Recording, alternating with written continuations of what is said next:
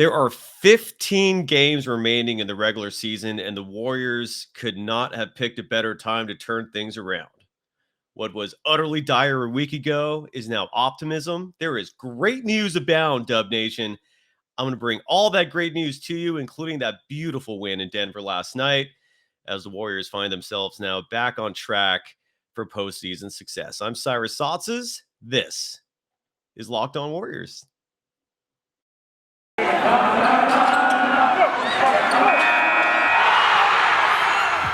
are Locked On Warriors, your daily Golden State Warriors podcast. Part of the Locked On Podcast Network, your team every day. Thank you for making Locked On Warriors your first listen every day. We're free and available wherever you get podcasts. I am Cyrus Saatsaz. You can follow me on Twitter at DogSurf Roadshow and this program on Twitter at Locked On Dubs. My compadre, my partner in crime on this podcast, Dieter Kurtenbach, is not available today. He got called on assignment by the San Jose Mercury News and the Bay Area Media Group, which also includes the East Bay Times, where Dieter's columns are published, to cover James Wiseman in Stockton. And that's no big deal.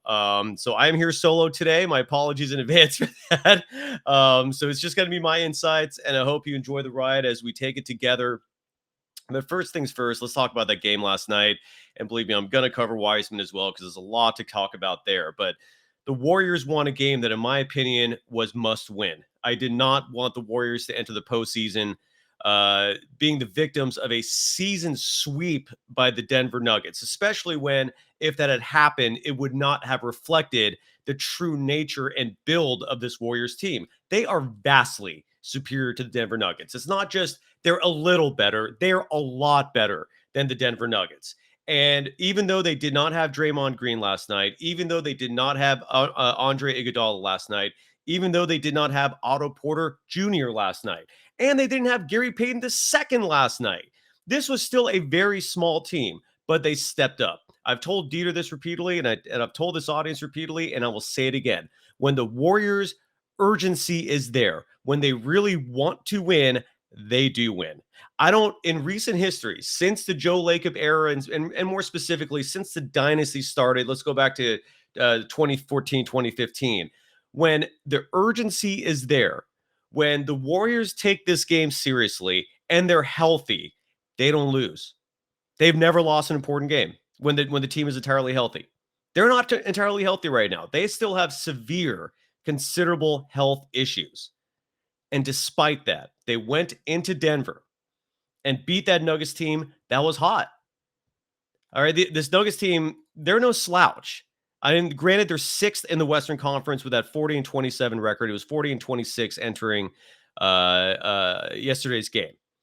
But that record puts them in the third or fourth seed in the East. And that's where, a lot of people talk about the Eastern Conference just being vastly superior to the West this year. I don't buy that for a second.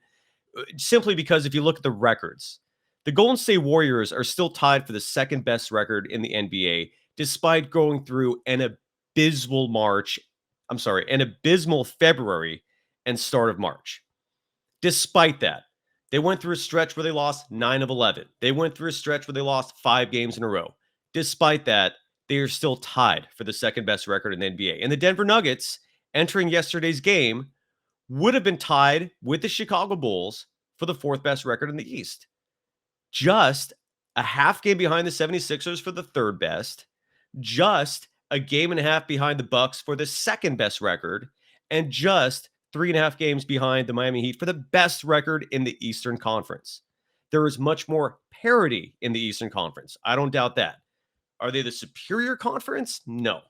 And I'll gladly debate that anytime, but I digress. The point is, the Warriors went into Denver, an arena which, for those of you that aren't familiar, there is a big, fat mural next to the visitors' tunnel in, I can't remember the name of the Nuggets arena they play in, the formal name. I don't think it's the Toyota Center. That's Houston, I believe. But whatever the name of the arena is, there is a huge mural that states that you're a mile above sea level, as a subtle reminder that oxygen is not as plentiful here. It's a total mind game, a total psychological tactic that often works, because It is harder to breathe up there when you're a mile up. They call it the Mile High City for that reason. So it's not an easy place to win.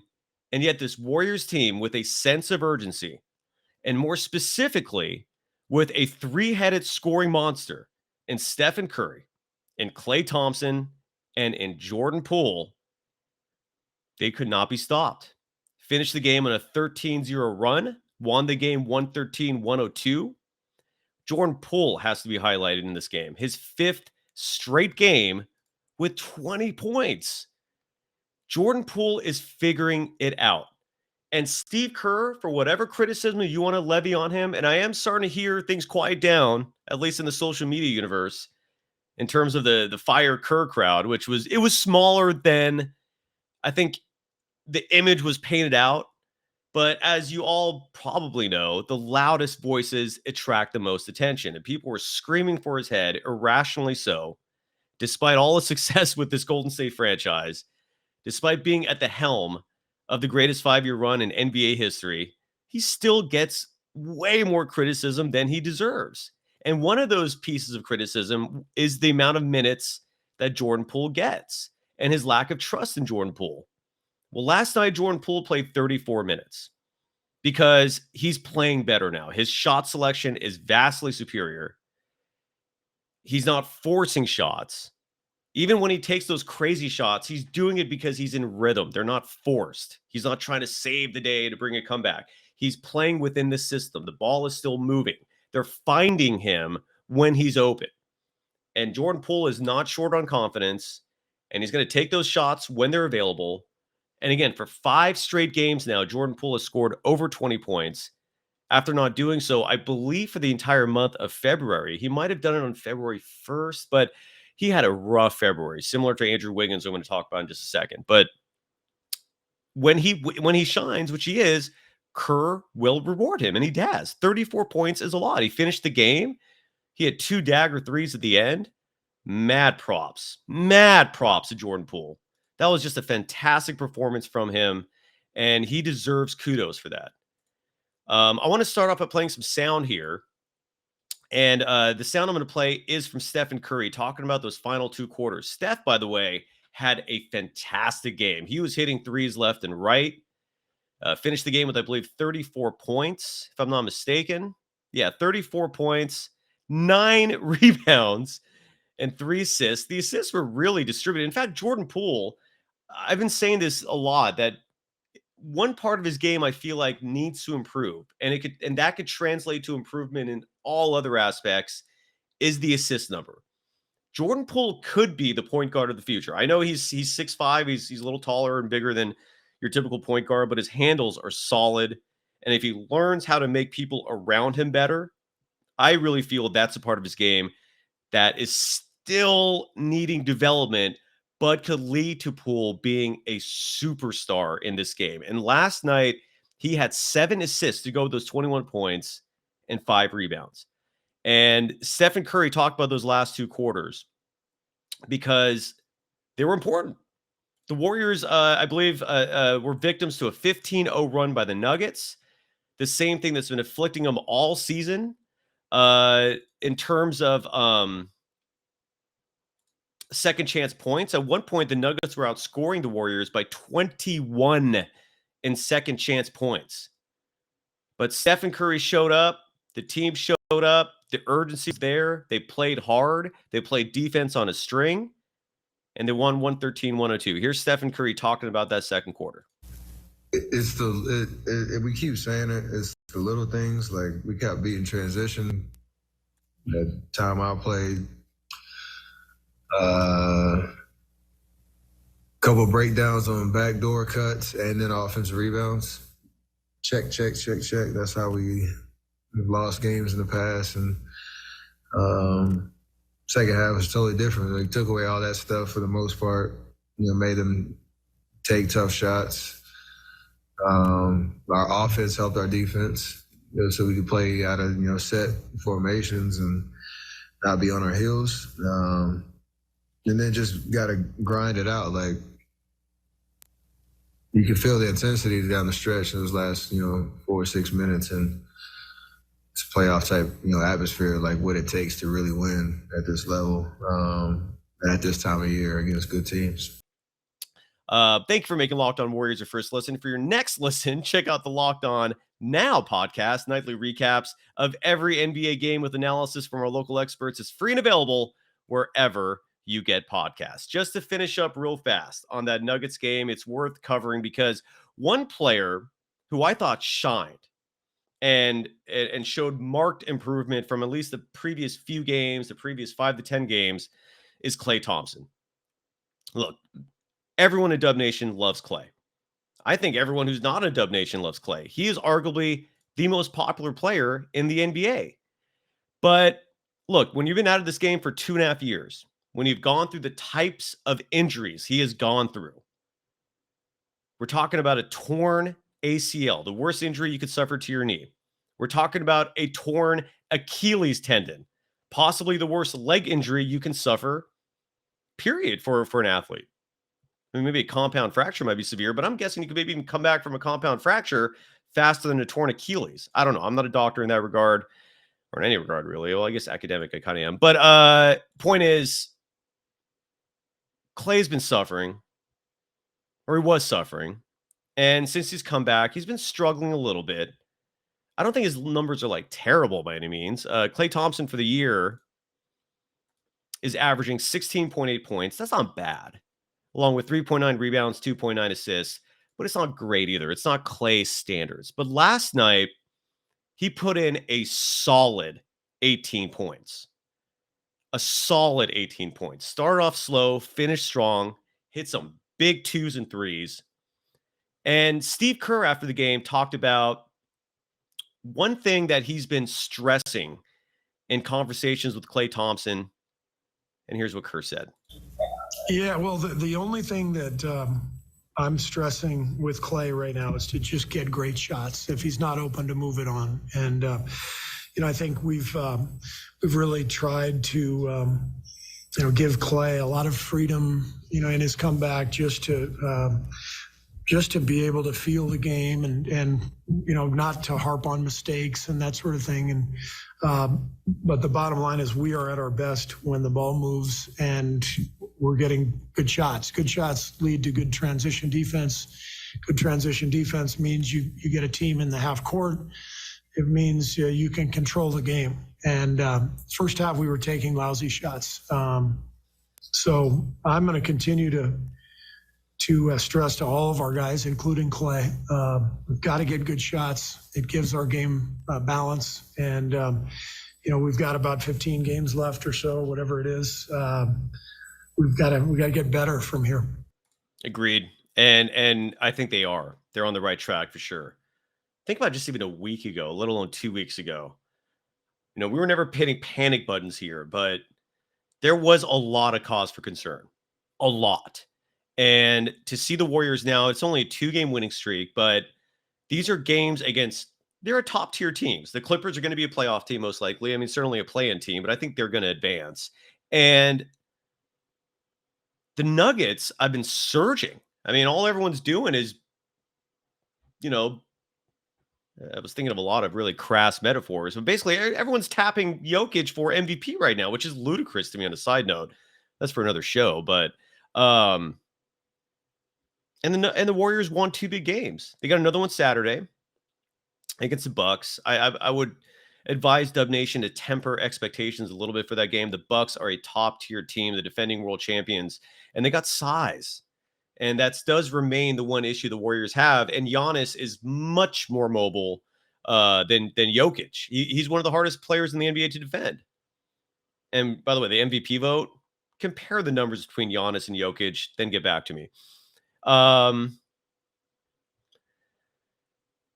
So, and one thing I want to mention as well with Steve Kerr, for the people critical of him, one of the biggest pieces of evidence to point to for why he is an effective coach, not just as someone who manages egos, not just as someone who understands motivational techniques and recognizing every individual is different and managing personalities appropriately in the process.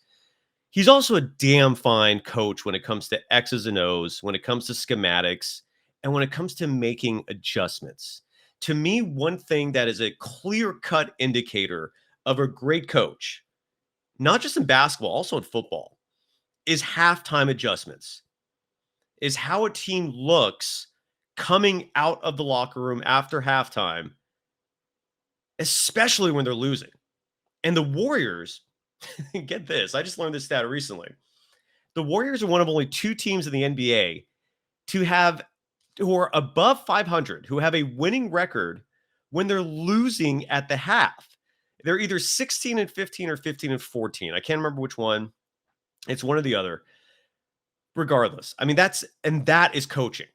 When you see all those insanely staggering numbers pertaining to Warriors' third quarters, that's coaching. That is Kerr and his staff letting the team know, this is what we're doing right. This is what we're doing wrong. This is what we need to change. And it is shocking to me how few coaches have the level of awareness you need to be a successful coach to implement new strategies at the half, to make adjustments that are necessary. And Kerr's brilliant at that. I do not hear enough compliments for his in-game adjustments, especially at the halftime of a game. He's brilliant at that. He's just a brilliant mind, period. As someone who's interviewed him multiple times, he's just a great human being, period. And that does translate a lot to being a coach, because if you're an a-hole, players will feed off that too. Attitudes are contagious. And they're not going to respect the coach as much, probably, if he's just one of these big talkers who really can't back it up that much. Steve Kerr is a fantastic Hall of Fame head coach. He was just named one of the 15 greatest head coaches in the game's history. I digress. It's absolutely incredible to me that he gets the amount of criticism that he gets still. You know, sometimes it's warranted, but you know, when you have a winning record in a regular season, in games where you have a halftime deficit, there is something to be said about that. James Wiseman was in Stockton, and he had a solid game. I'm going to talk about that right now after I talk about Built Bar, because I finally got a shipment of these things, and I love them. And this is what I preach the most about Built Bars. They taste amazing, right? They have like all these flavors. They sent me these marshmallow ones. They call Puffs. These are protein infused marshmallows. They're fluffy. They're marshmallowy. Oh my God. My favorite flavor is the churro, the yummy cinnamony churro, coconut marshmallow, banana cream pie. All of their protein bars are covered in 100% real chocolate. Yet they just have a fraction of the calories, 130, and just an eighth on average of the sugar, which is the most toxic thing you can put in your body. There's a reason why sodas are pure poison, because of all the sugar, and especially high fructose corn syrup. But Built Bars only have 4 grams of sugar for each protein bar, and they taste amazing. And they have 17 grams of protein on average with each bar. And I think that's where the true value comes in. I feel full every time I eat one of these things. I am filled, thanks to Built Bar. And you will too. With all those ridiculous flavors. Cookies and cream is still my favorite, but there's a wide variety to choose from. All you have to do is go to built.com, use the promo code LOCKED15, and get 15% off your order. Use the promo code LOCKED15 for 15% off at built.com. You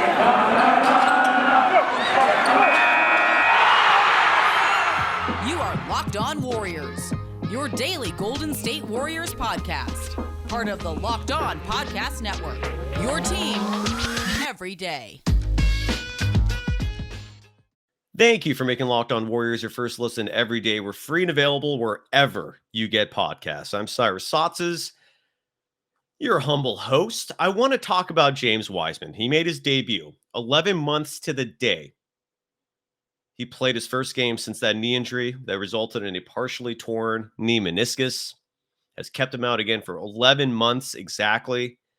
And last night, while the Warriors were playing in Denver, The Santa Cruz Warriors are playing in Stockton. That's where Dieter Kurtenbach was. Connor Letourneau, another regular guest of this program, was there. Mark Haynes, who was just on the show yesterday, he was there. It was a media frenzy. And he scored 18 points. He grabbed 6 rebounds in just a little over 20 minutes of play. Those are solid numbers, folks. He shot 54% from the field. Solid. He was 0 for 2 from 3. You can work on that. 2 shots. That is not a decent sample size. The point is, it was about as good as you could expect from James Wiseman, again, given how long he's been out. And this is from Connor Letourneau's Twitter account. This is James Wiseman talking about his first game in 11 months. I'm doing what I do. I've been working out for the past year, so I'm just happy to be out there, just be running again, you know, just getting up and down. So. What were the nerves kind of, I guess, in the hour lead up or so? I was nervous a lot, but like I meditated this morning, so it kind of chilled, like calmed me down. And also I played 2K last night, so like, you know, I was just like getting buckets with KD. So. I got you ready for the night. Right. What did you say to yourself as you took the floor? It looked like it's probably part of your routine. What was the kind of word you were saying to yourself when you took the floor there? Just like praying to God. Just praying to God and really just telling myself just to take it one day at a time, because it's a long process. So just take it one day at a time, just like, you know, just make sure I be patient with myself. Did things get a little easier once you scored that first bucket? Yeah, it did. I just had to just get like comfortable and just get back, because mine driving played again in the whole year, so I just had to just get back in the field and get comfortable. So. You had that first kind of like put back dunk. Yeah, and you heard that the one of the reporters saying put back dunk. He missed a close range shot, grabbed his own rebound, and just slammed home a monster dunk. I mean, look, he's the number 2 pick overall a year ago. He's expected to dominate in the G League, but he's also been out of the game for 11 months. And there's going to be a lot of questions about what is James Wiseman going to do in terms of contributions. Like, how is he going to contribute to this Warriors team if and when he plays for him? And what I've been emphasizing repeatedly over and over again is if he keeps things simple, he's going to be fine. If he's going out there trying to force things, yeah, there might be some issues. But again, as long as he's out there playing sound defense, his biggest issue last year, single-handedly, was getting into foul trouble. He could not stay on the court. He couldn't. And you can't play if you're in foul trouble. So the Warriors desperately need his size. They desperately need his physicality. And this is a talented big. He has touch on that shot. He can hit the mid-range jumper with no problem. It looks natural. It looks beautiful. And he's going to play one more game for Santa Cruz, at least. This is going to be Sunday. It's actually a game at Chase Center. So Dub Nation, you can go watch him play right in San Francisco. They're taking on the G League Ignite. That was Jonathan Kuminga's team last year. And from there, we'll see what happens. So this is an exciting weekend of Warriors basketball, where you have the Warriors playing the Bucks on Saturday at Chase Center, I believe on ABC. And then on Sunday, the Santa Cruz Warriors take on the G League Ignite in James Wiseman's second game. And then from there, who knows? I want to quickly play the soundbite. This was Kevon Looney following the Nuggets game, talking about what Wiseman could do and might do for the Warriors. He's just another playmaker, a guy that can shoot the ball just as really, really good. But he also can make plays for Steph and make plays for Klay. It gives, especially without Draymond being out there, it gives the opportunity to get Steph off the ball. He's able to make shots for everybody, so Steph won't have such a burden on creating plays for everybody else. And Monday is going to be incredibly exciting. I don't know if Dieter's going to join me Monday. He usually does 3 shows a week with me. But Monday's show is going to be exciting because if everything goes according to plan, the Warriors are going to be hosting the Washington Wizards, and that's the day that Draymond Green is expected to come back.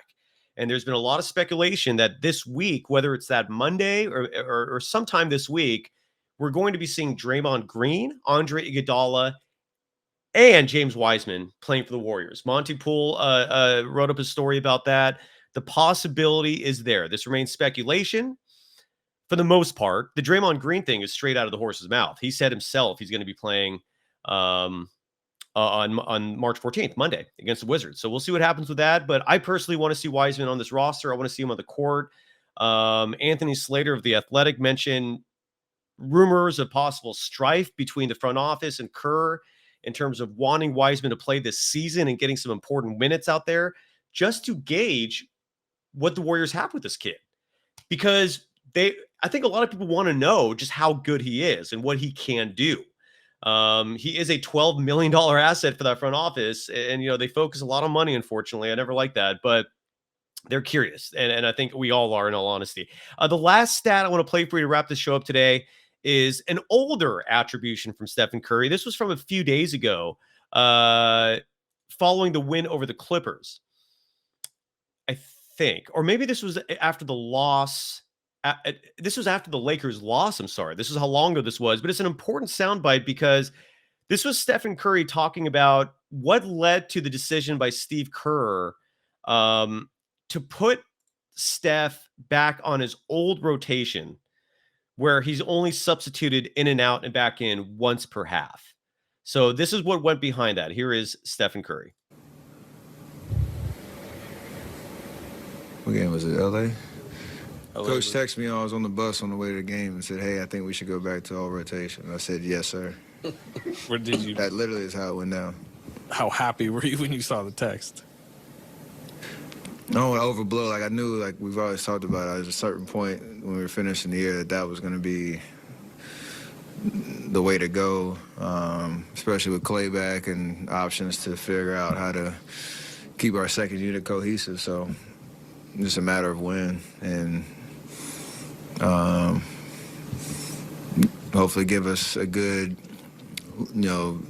scope of games to, for everybody to be comfortable, because it helps me to obviously know, get a rhythm and get into the game. It helps the second unit know that you're going to have a certain stretch of time, know certain calls and sets, and hopefully get some chemistry with that group. So we'll see. Yeah, and that was Stephen Curry again talking about him going back to his old rotation, which is immediately producing results. I'm so happy they did that.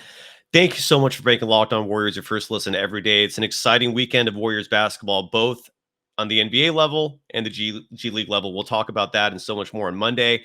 Now make your second listen Locked On NBA. Locked On experts covering the biggest stories around the NBA every Monday through Friday in less than 30 minutes. It's free and available wherever you get podcasts. You can follow me on Twitter at DocSurf Roadshow and this program on Twitter at Locked On Dubs. Until then, have a great weekend, Dub Nation, and we'll join you again